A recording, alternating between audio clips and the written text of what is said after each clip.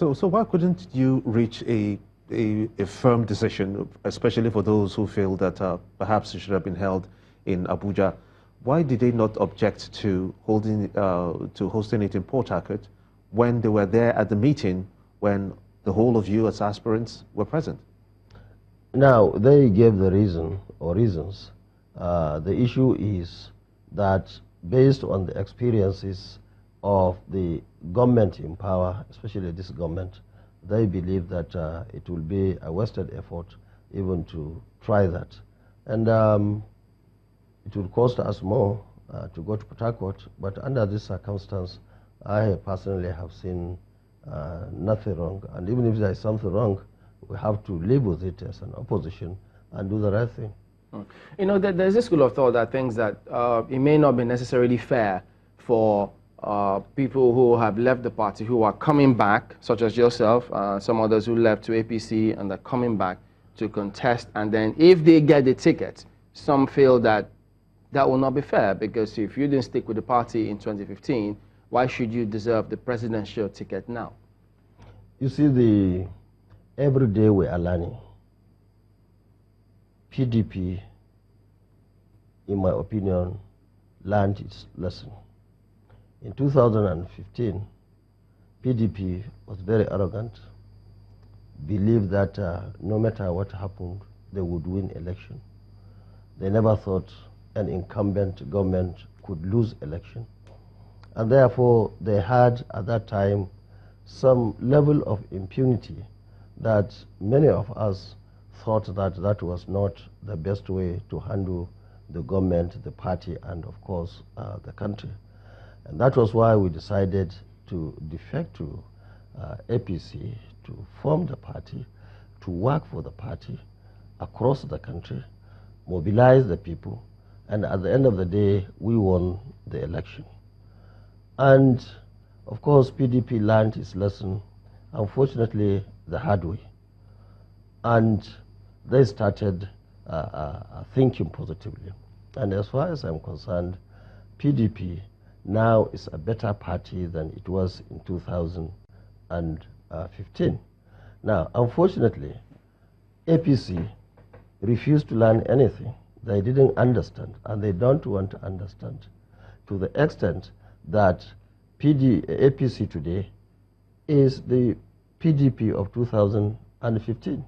And APC, or PDP of today, is the APC of 2015. In fact, there was a swap between the two parties, to the extent that in 2015, the entire leadership of those we call legacy party, they had to go around the country to meet all of us, to plead with us, to come and join the party. And under that circumstance, we gave them the benefit of doubt, believing that this is a new arrangement, a new party, those people of good character and integrity. Is it really a new party, since it's just about the same individuals moving from one party to the other? Yes. So the point is that now the PDP has learned its lesson. Like I said, as an individuals, as groups, as communities, as party, every day we are growing and we are learning.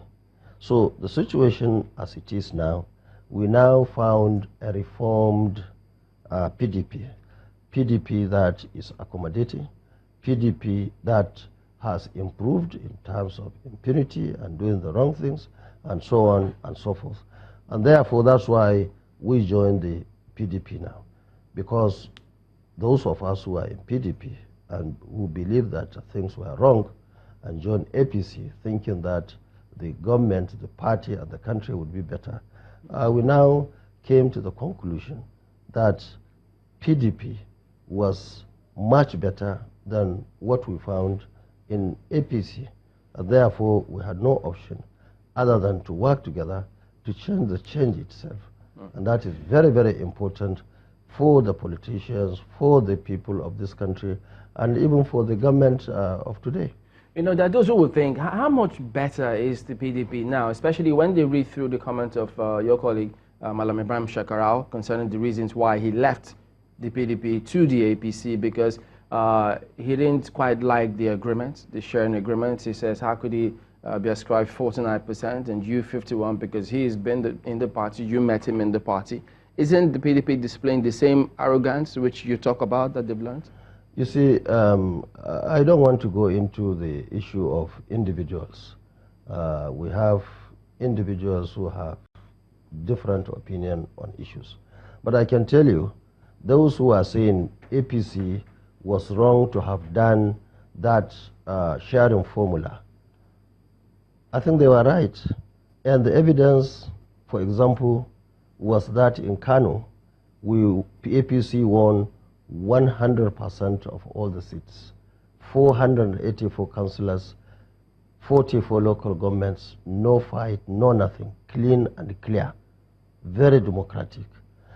General election also, 40 State House of Assembly, 24 House of Representatives, 3 senators, governor, and almost 2 million votes for the president. It has never happened in the history of Kano. So are you saying that you're deserving of giving that chunk, the 51% in Kano State? No, that's what I'm saying. The other time I was governor, I was given 60% of the structure. And I can tell you, out of that 60% of the structure, I gave almost 60% to the so-called legacy parties that we merged together. I didn't need the 60%. I didn't need even 1% of it. But it was a sort of recognition. And this time around, my state, Kano State, and of course Bauchi State, were rated as 50-51% for those who were going. And you see, the idea of any party is to win election, not to lose election. And parties will take decision based on that, not to make you happy or make me happy or to make him unhappy. And I can tell you, with what the party has done, for example, in Kano, in Bauchi, and other states, by the grace of God, PDP will win those elections, most likely 100% again. Because Kano State is seen as a swing state. Whatever happens in Kano usually has a way of turning the results at the end of the day. So if 51% belongs to you and your opposition now has that 41%, 49%, that equally splits the votes in Kano, no doubt about that.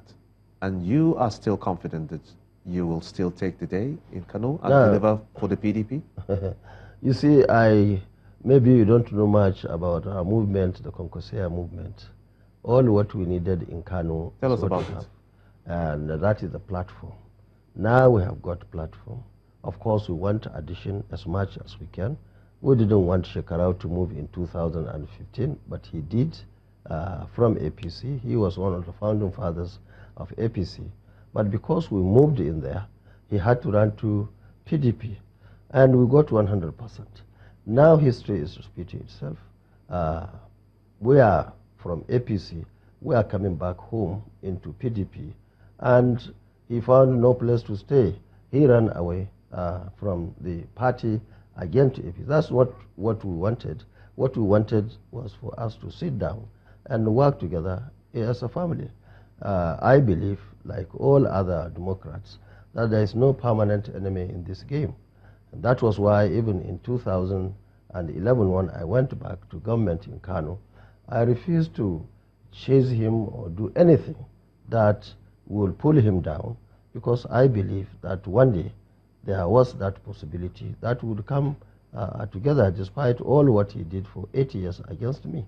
Because I believe that in this game, people must have as much understanding as possible, because one day you find yourselves in the same party or association or group or even aircraft and so on and so forth. Yeah. So I think these are things that politicians must learn.